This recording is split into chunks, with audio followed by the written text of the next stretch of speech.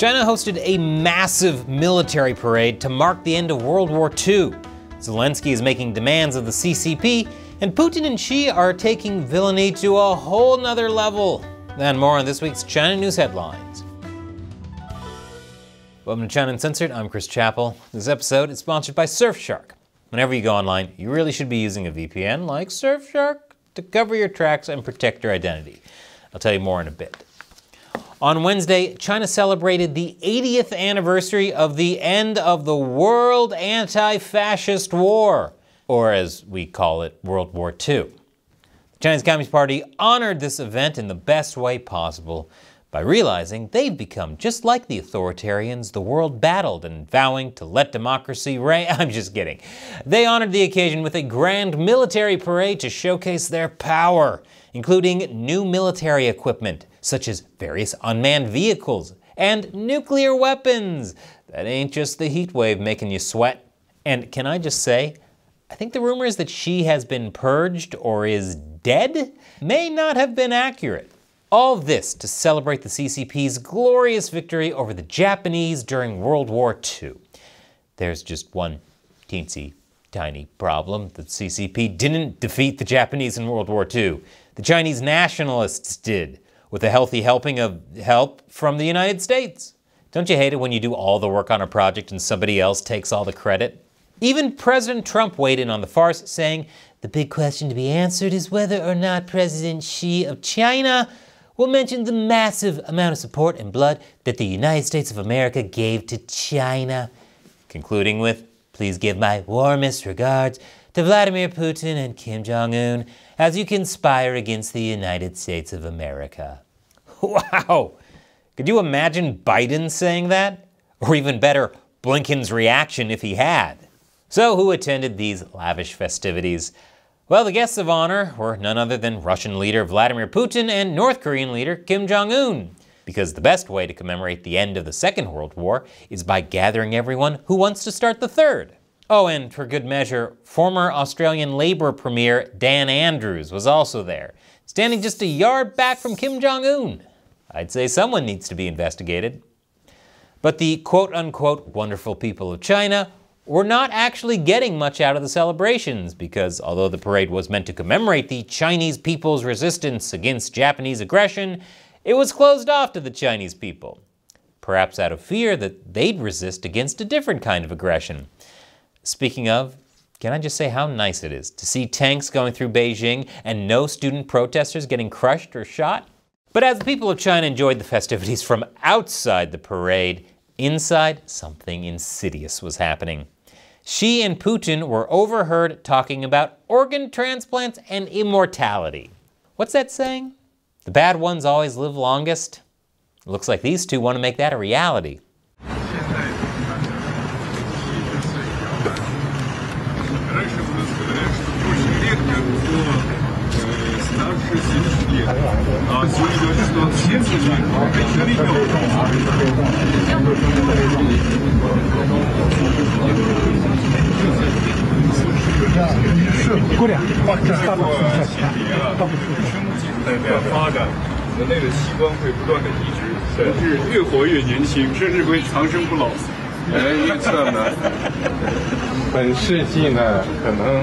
It's like Pinky and the Brain if they were into organ harvesting and genocidal war crimes.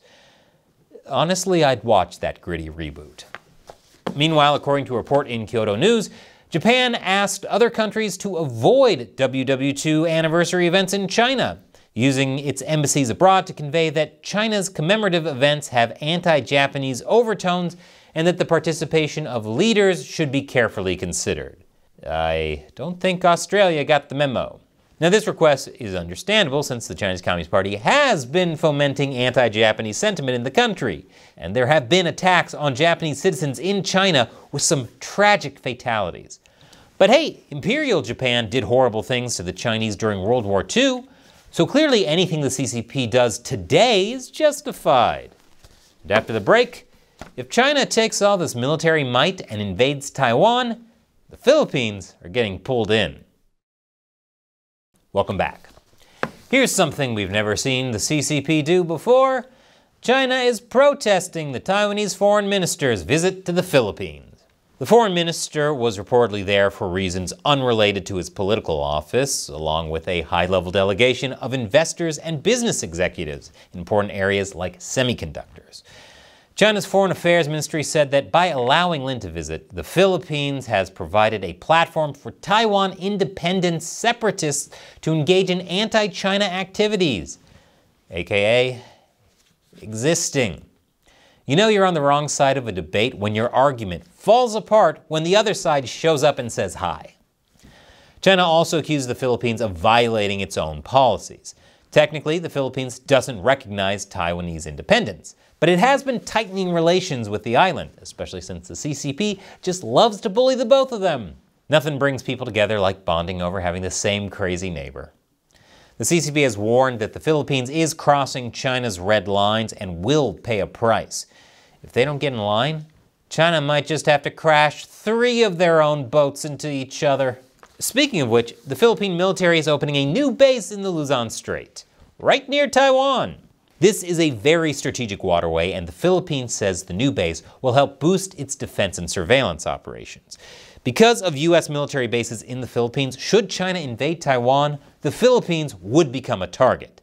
The Philippine Chief of Staff of the Armed Forces told troops back in April that they should plan for actions in case there is an invasion of Taiwan. He also reiterated that he thinks his country would inevitably be drawn into such a war. So hopefully this base will make China think twice about attacking. But top CCP officials got to get their organs from somewhere. They've already killed so many Falun Gong practitioners and Uyghurs. They don't have a problem with that, they're just running out and need a new supply. And seriously, Taiwan is next. Ukrainian President Volodymyr Zelensky has issued China a demand after Russia's latest deadly strikes on Kiev, stating in an X post, "We expect a reaction from China to what is going on." China has repeatedly called for not expanding the war and for a ceasefire. Yet this is not happening because of Russia. There are multiple posts, but the most recent one includes videos of firefighters putting out fires at a destroyed apartment building. According to Newsweek, Zelensky initially claimed that recent Russian airstrikes on Kiev had killed at least 14 people, 3 of them children.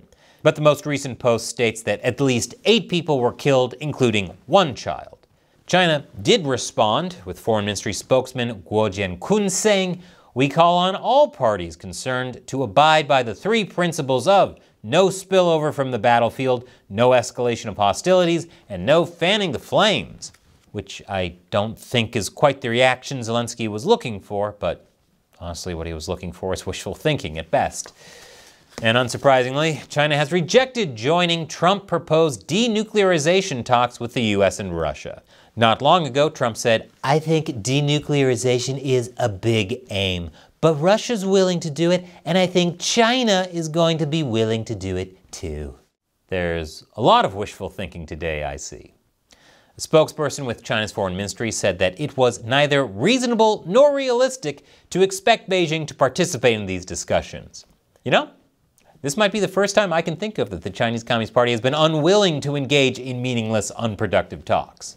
The spokesperson then proceeded to claim that because the US has a much bigger arsenal, the responsibility is on the White House to denuclearize. And there's even more wishful thinking. China also says that while it is for denuclearization, its own capabilities are at the minimal level and that it isn't engaged in an arms race with anyone. They're just stockpiling nuclear warheads faster than anyone for the love of the game. And did you know that every time you go online, everything you do is potentially compromised? That's why the people at Surfshark created a VPN that keeps your internet activity private and secure. If you're not taking active steps to protect yourself, everything you do is being tracked and logged by the websites you visit, your internet service provider, and often by your own government. Using a VPN makes you harder to track. Surfshark has servers you can connect to in over 100 countries, more than any other VPN. That includes a server in the British Virgin Islands where the law allows companies to not log user data. So stay safe and check out Surfshark. With just one Surfshark account, you can connect as many devices as you want. It also comes with a 30-day money-back guarantee. So go to surfshark.com/uncensored and use the code uncensored to get up to 4 months extra. The link is in the description below. Once again, I'm Chris Chappell. See you next time.